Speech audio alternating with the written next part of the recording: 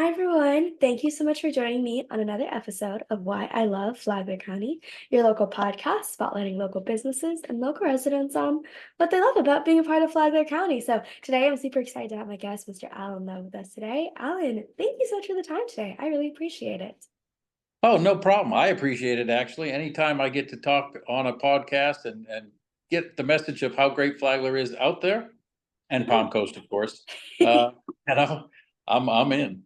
That's amazing. Well, I'd love for you to kick it off and tell me a little bit about your journey coming here to Flagler.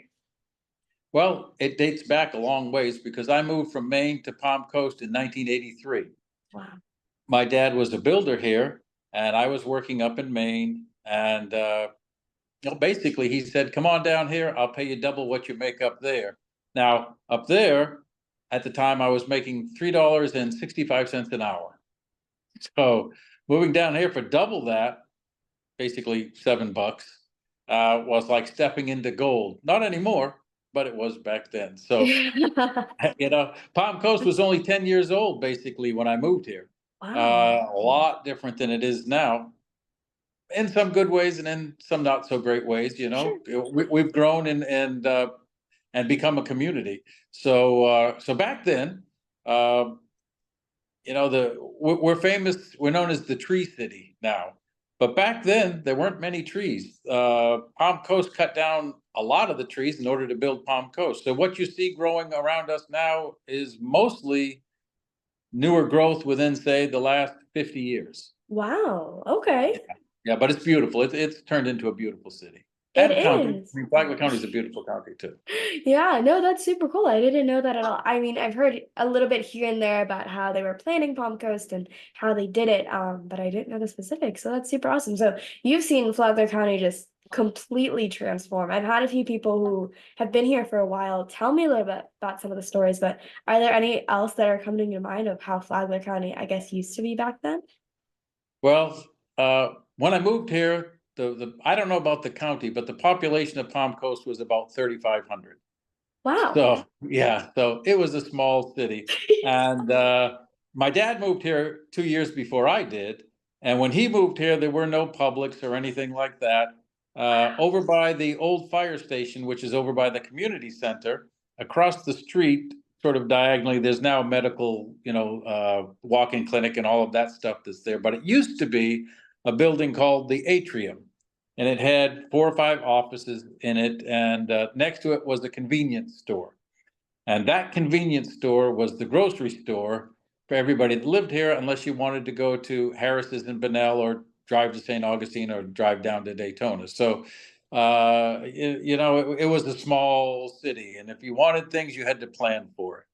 There was That's no bridge over crazy. 95. Oh, Yeah, you okay. had to drive if you wanted to get to the west side of Palm Coast, you had to drive out Old Kings Road, go north on 100, and come down Belterre.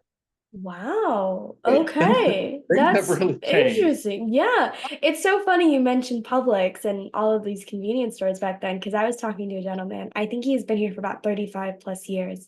And he was saying he measured the growth in Palm Coast based on how many Publixes were opening up. Like there was one when he was a kid, and now we have like what, four across like, hammocks and Flagler Beach and then Palm Coast and Palm Coast Parkway and all those things. So it was so funny that you brought that up. Well, But I even Mhm. this Publix, not to interrupt you, but the No, you're Publix good. that's off Florida Park Drive is not the original Publix that was there. They tore that whole shopping center apart and built a new one. Wow. So yeah, That's crazy. big It's so changes. interesting to learn. Oh my gosh. I've only been here for about 2 years, so I haven't really seen like too much dramatic growth or anything. So it's so interesting to hear everyone's stories. It's Well, so there was cool. there was one traffic light where Yes. where off of Florida Park Drive towards McDonald's there, the intersection between McDonald's and Wendy's and that whole area there. Of course, none of those restaurants were there back then, but that was the only street light in town. Wow. Yeah, Yeah. everything there weren't any others. That's awesome. So you've been in Flagler for a while, and I'm sure, so what do you like to do? Like what really prompted your decision on kind of moving forward with something like running for office? Well, I never wanted to be involved in any kind of politics. I I was just working, doing my thing, like most people, making a paycheck, coming home and just living.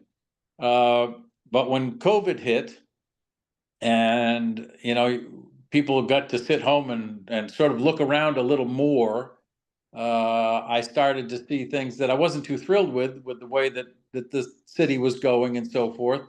And so, I decided to step up and try to make a positive difference using what I knew from the past and the things that have failed here and the things that have worked here, so that everybody moved here because of the beauty of Palm Coast and the quality of life we have here, and I just want to be able to maintain that. So I jumped Yeah, in to try to help. that's Yeah. awesome. Is there anything that you are really committed to, a part of, you know, when you get if you get elected to office, like what are some of the things that you're very committed to start putting into effect here in Palm Coast? Well, whether you're on mayor or city council, it's all one vote, and it takes three votes to make anything happen. So three out of the five sitting there have to agree. So I can't say that I would be able to make anything happen without the help of them. But what we really need, I believe, in Palm Coast, where we are right now, is more transparency in government, but also more community involvement in what's happening in government. Because if you look at a city council meeting, on most days, in the very beginning during public speaking, you'll have the room will be full. And as soon as public speaking is over and they get into the meat of the meeting where things are happening, nobody's sitting there. Right. So, we really need to get community involvement that sits through the meeting, and I mean, they're boring, let's face it, but sits through the meeting and understand what's going on in Palm Coast, because it's the citizens of Palm Coast that have the power to drive the direction of Palm Coast.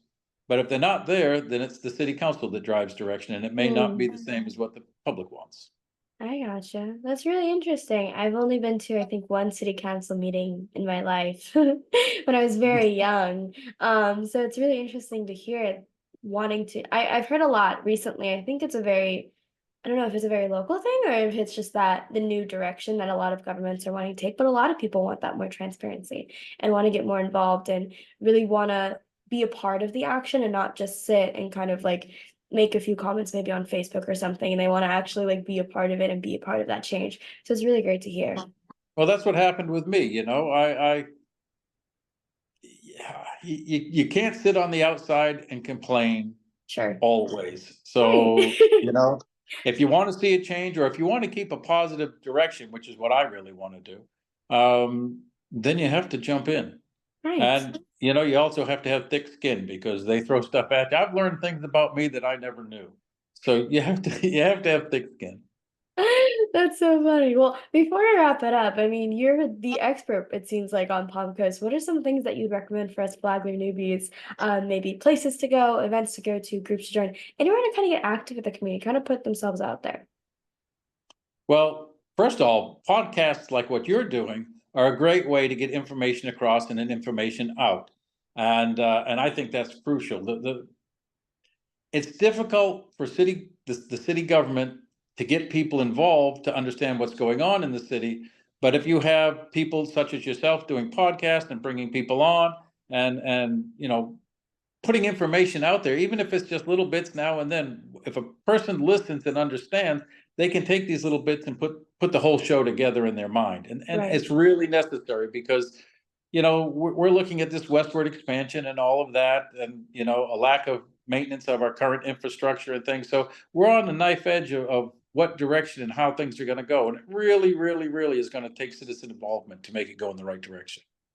Yeah, I think that's a really great point. I know when I ask that question, I always get a lot of answers about volunteering, kind of similar to what you're saying. It's, not just, it's great to go to all the local places here in Palm Coast and do all that, but you're able to also build a lot of connections when you meet people supporting a cause that you also believe in, but you guys are doing something to support that.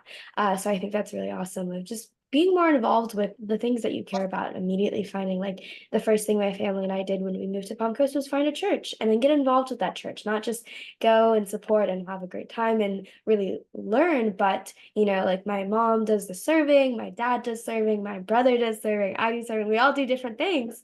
But being involved with that as the community, I think strengthens that bond a lot more. Yeah, and it's extremely important, because Palm Coast has given me a life, right? I've lived here for 41 years, so Wow.